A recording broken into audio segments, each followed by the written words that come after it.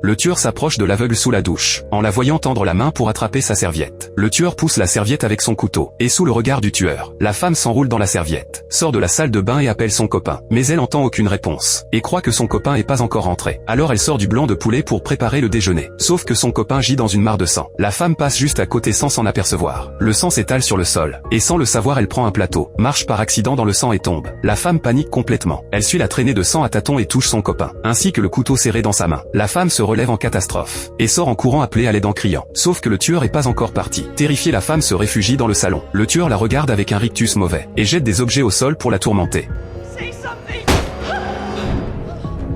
Sarah retourne se réfugier dans la chambre et verrouille la porte. Elle trouve un ordinateur à tâtons sur le lit, et le lance à la voix, puis envoie un mail pour alerter la police. Et pile quand elle est sur le point de réussir, le tueur défonce la fenêtre d'un coup, et la plaque direct au sol, le couteau contre la gorge de Sarah. Puis elle est attachée au lit. En voyant que Sarah est aveugle, le tueur tranche sans hésiter la corde, puis s'assoit sur le lit et l'interroge. Où est cachée la somme volée par son copain? Sarah répond qu'elle est pas au courant. Le tueur croit qu'elle cache la vérité exprès, et à bout de patience brandit à nouveau le couteau. Sarah reste impassible, le cœur en cendres. C'est là que le téléphone du tueur sonne. En le voyant sortir pour répondre, Sarah en profite pour descendre du lit et s'habiller. En sortant de l'armoire, elle heurte un appareil photo. Sarah le cache soigneusement dans son dos, et attend calmement le retour du tueur.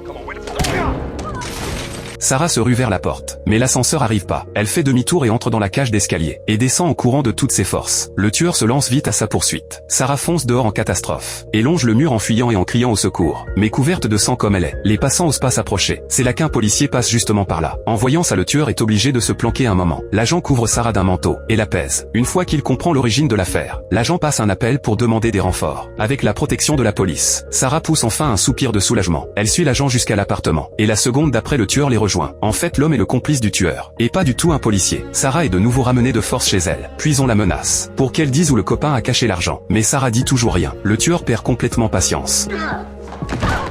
Et pile quand il s'apprête à régler le sort de Sarah, le chef des tueurs fronce les sourcils. Il monte les marches et scrute une fresque murale. Pour vérifier son intuition, le chef fait décrocher la fresque au tueur, prend un couteau et entaille l'arrière. Et très vite une liasse de billets apparaît. Le tueur se précipite pour compter. 600 000 $ tout rond. En entendant la somme énorme, Sarah reste figée sur place.